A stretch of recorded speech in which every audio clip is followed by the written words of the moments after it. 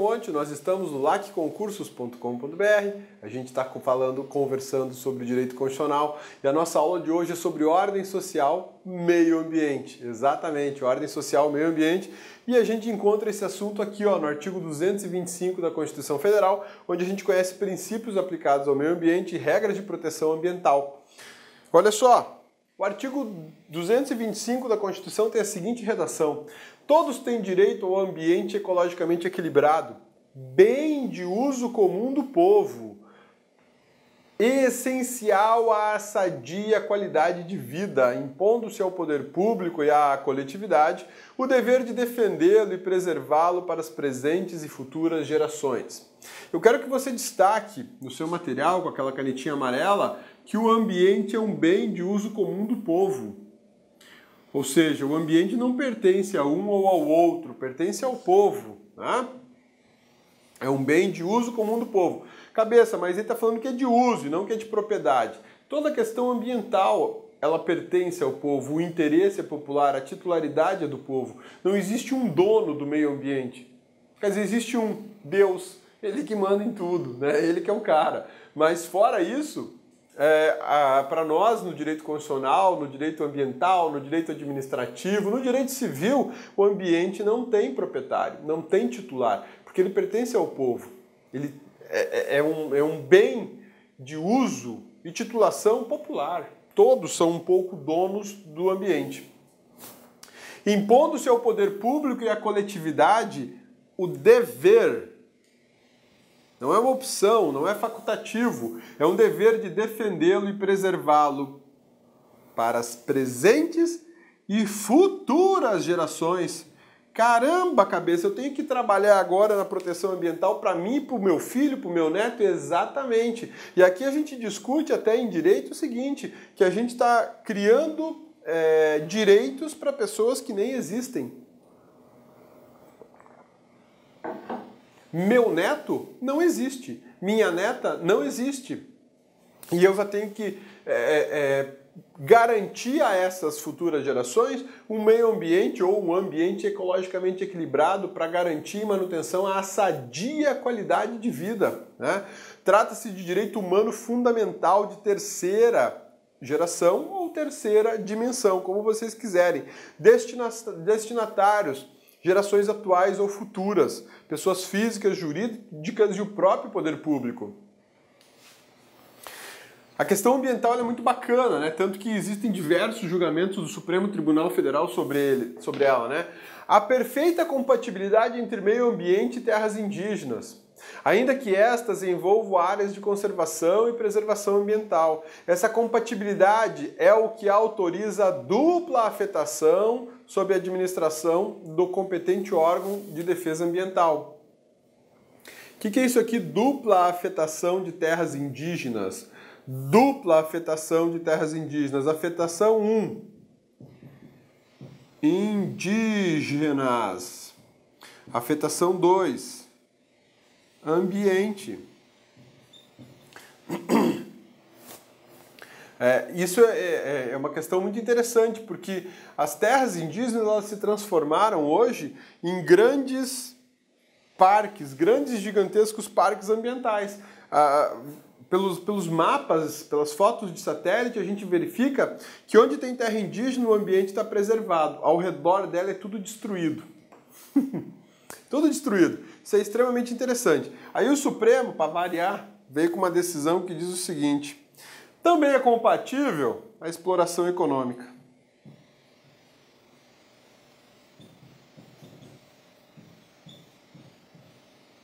Pera aí, cabeça. A terra indígena é de uso exclusivo dos indígenas?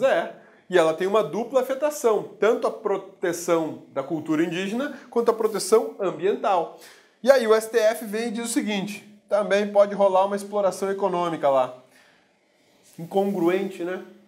Mas enfim, o STF tem o entendimento de que em terras indígenas pode haver exploração econômica. Por exemplo, plantio de soja, criação de gado, produção energética com construção de usinas hidrelétricas, mineração.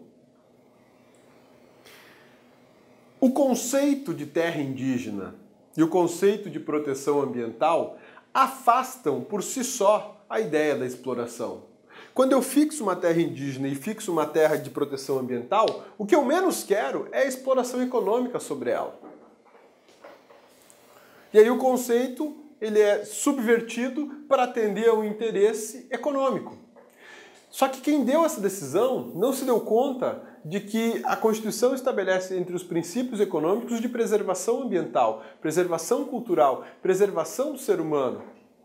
E quando eu tenho a exploração econômica em terra indígena, aspectos indígenas vão embora. Cultura indígena, comportamento, vai tudo embora. Ambiente, a mesma coisa. A cabeça ser muito radical não é uma questão de radicalismo. Quando você constrói uma usina hidrelétrica dentro de terra indígena ou na lindeira à terra indígena, você corrompe a cultura indígena. Por quê? Por causa de dinheiro.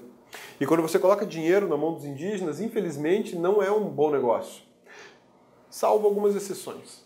Existem exceções em que quando os indígenas colocam a mão em dinheiro, eles melhoram a qualidade de vida de toda a etnia deles. Né? E existem casos completamente inversos. Eles torram em cachaça, drogas, e você consegue dizimar uma etnia inteira por causa de dinheiro. E aí fica mais fácil para o não índio tomar conta daquele espaço. Você percebe que a lógica ela é perversa? Então a Constituição estabelece uma dupla proteção. Na verdade, o Supremo, ao interpretar a Constituição, estabeleceu e entendeu uma dupla proteção da terra indígena, que seria para proteção indígena e proteção ambiental. O ambiente, como eu disse para vocês, é um direito humano de terceira geração ou de primeira dimensão.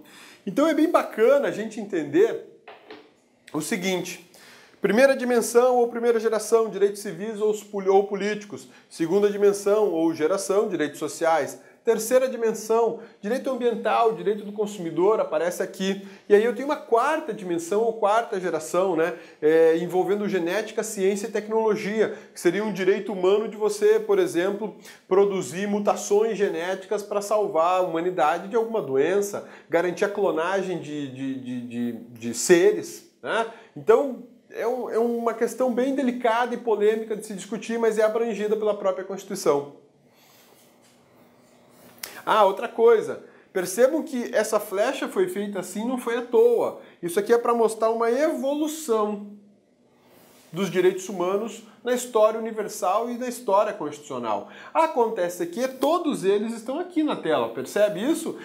Podia ter vindo o primeiro e saído, vem o segundo e sai, vem o terceiro e sai, mas não. Nós optamos por manter a coexistência de todas as gerações de direitos humanos, porque eles são complementares. No que faltar aqui, talvez eu encontre aqui, no que faltar aqui, talvez eu encontre aqui, no que faltar aqui, talvez eu encontre aqui.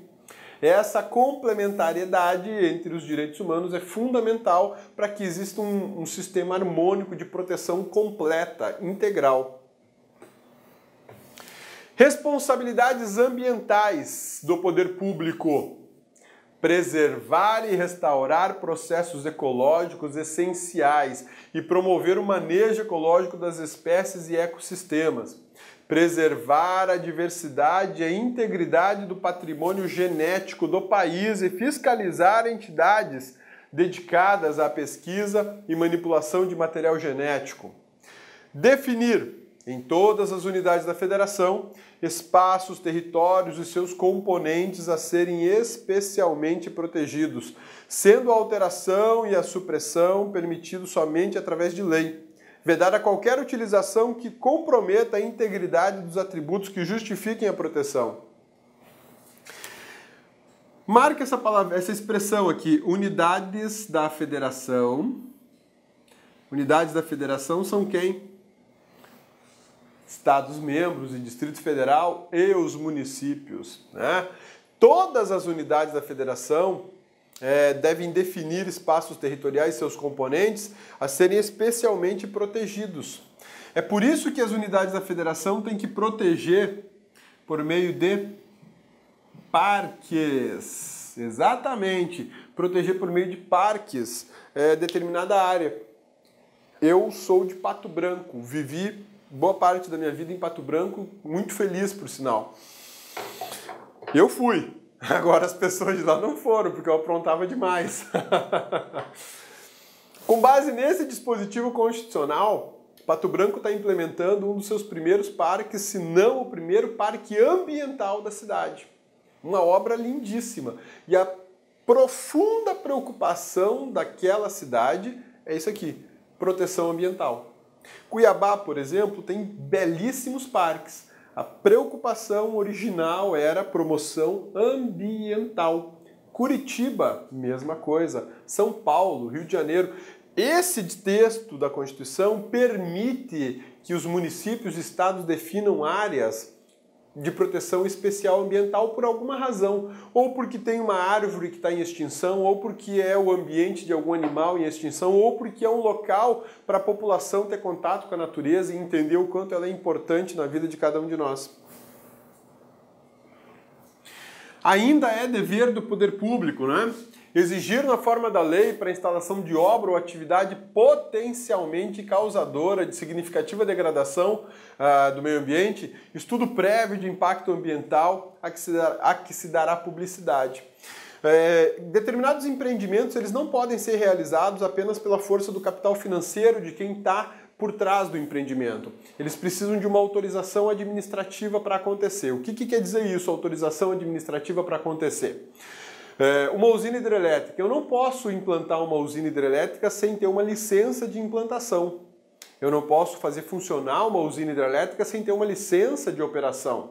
Mas tanto a implantação como a operação vão depender previamente de um estudo de impacto ambiental e do seu respectivo relatório. Olha só que interessante. A importância do EIA-RIMA. O que é EIA-RIMA, cabeça? Estudo de impacto ambiental e relatório de impacto ambiental. EIA-RIMA. Vamos fazer de conta que o nosso EIA-RIMA é para uma usina hidrelétrica.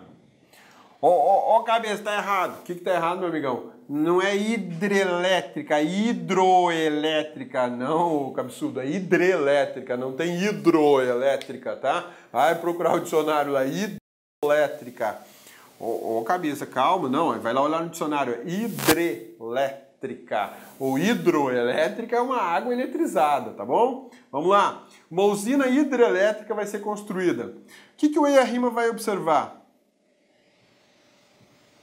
Ambiente, fauna,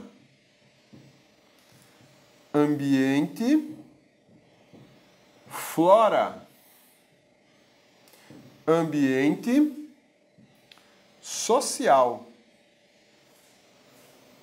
fauna, terrestre, aquática, flora, floresta, caatinga, cerrado,